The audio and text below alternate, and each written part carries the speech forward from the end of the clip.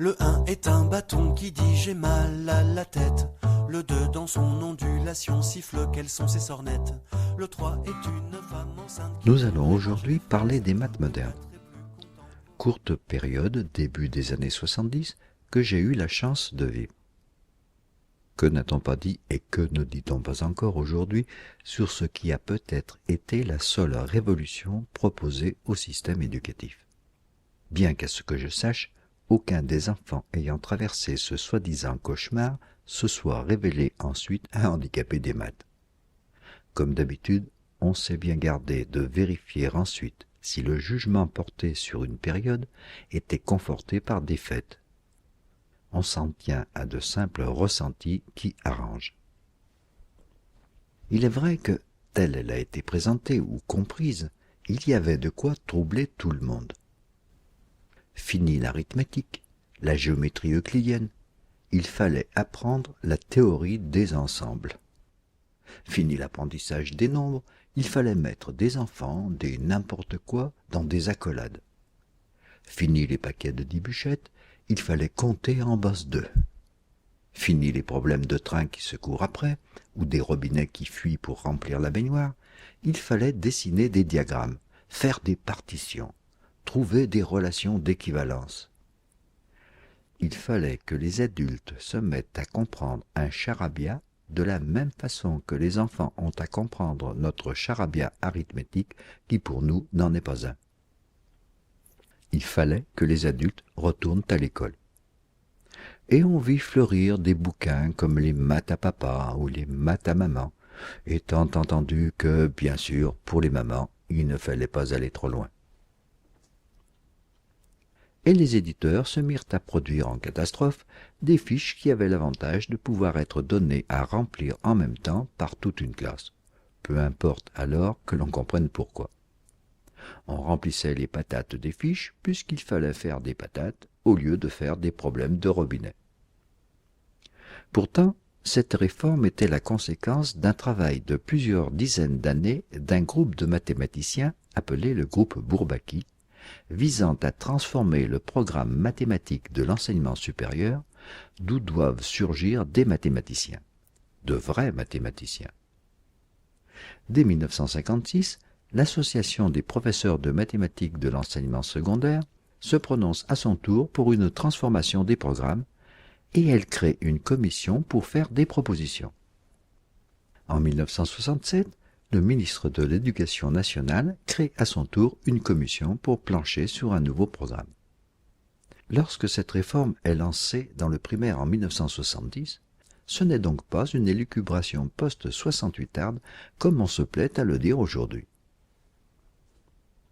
Je me demande cependant si les promoteurs de cette réforme ont eux-mêmes saisi son importance quant à la révolution de la conception même de l'apprentissage et non pas quant à la révolution des mathématiques. Le 1 est un bâton qui dit j'ai mal à la tête. Le 2 dans son ondulation siffle quelles sont ses sornettes. J'ai eu la chance de suivre, pendant les 2 années qui ont précédé, les journées de formation proposées par les IREM, les instituts régionaux pour l'enseignement des mathématiques. Là, j'ai encore eu la chance de rencontrer des personnages remarquables. Ils m'ont fait découvrir que les maths n'étaient pas des notions à apprendre, mais un langage à construire. Les patates n'étaient pas de nouvelles règles de 3 à apprendre, mais de simples moyens parmi d'autres pour aider les enfants à se créer d'autres représentations inexistantes dans la réalité.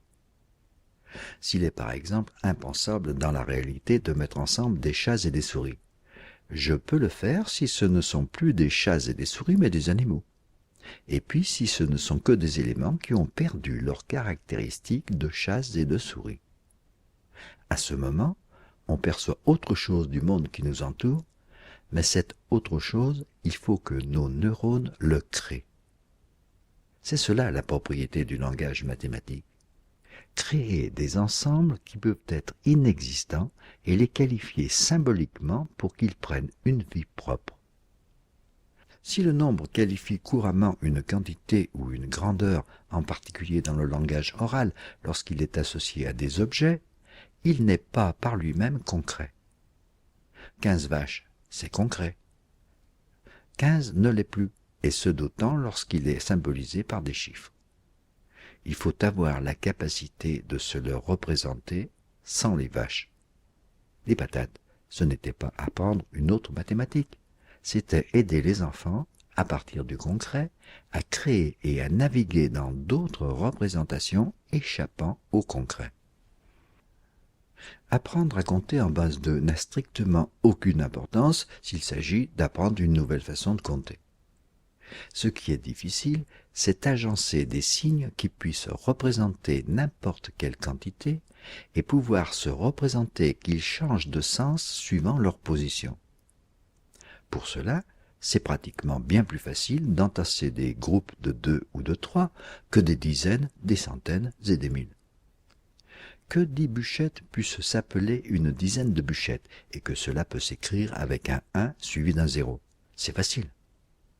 Mais cela ne fait pas rentrer dans la mécanique numérique, base de notre arithmétique. S'amuser avec les bases quand on n'a que 2 ou 3 signes pour représenter des nombres. Jouer avec des bouliers chinois ou avec des bouliers ne comportant pas les 10 boules habituelles. Inventer des agencements de signes pour symboliser des quantités. C'est construire des représentations, une capacité de représentation sans laquelle la numération décimale ne pourra pas être manipulée. Je suis effrayé par le nombre d'enfants ayant aujourd'hui de bonnes notes en calcul, alors que manifestement ils n'ont aucune représentation de ce qu'ils manipulent mécaniquement. Ils ont simplement mémorisé des mécanismes. Par exemple, la faculté de calculer mentalement ne tient pas à l'utilisation de mécanismes préalablement appris et répétés, mais à la faculté de manipuler et de combiner de multiples façons des représentations.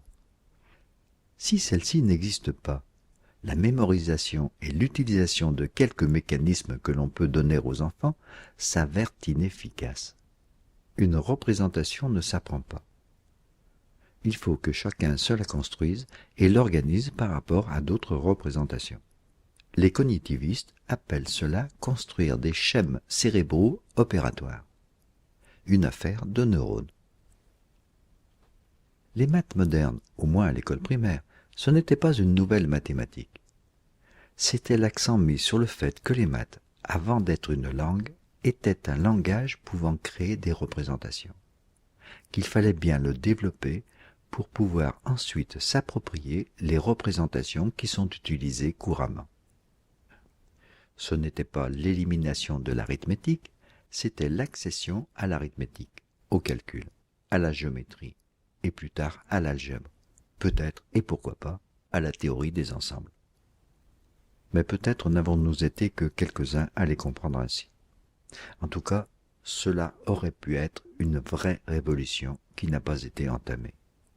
Peut-être aussi parce que ses promoteurs, comme ceux qui ont dû l'appliquer, n'en ont eux-mêmes pas saisi le sens qu'elle pouvait prendre.